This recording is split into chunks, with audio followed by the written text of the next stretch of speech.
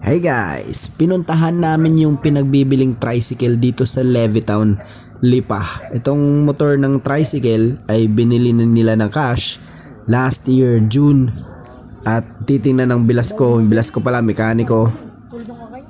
Check namin lahat.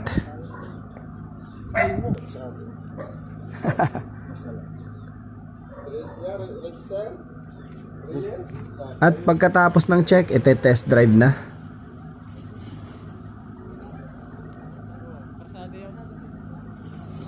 Ay, pupunta pa ng highway.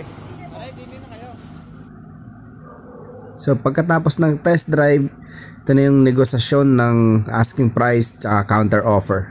49? Oh, yeah. Sige, deal.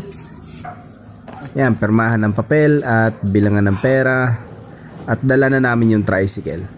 So asking price ng seller is 50,000. So sa bentahan, sa bilihan, laging meron tayong counter offer.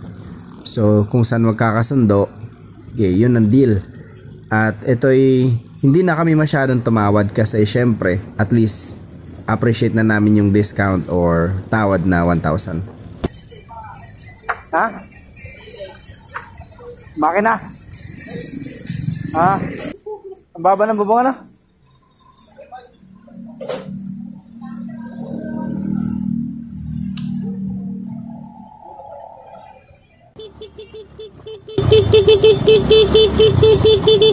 At yan, touchdown, finally nakauwi kami ng safe at walang problema yung tricycle.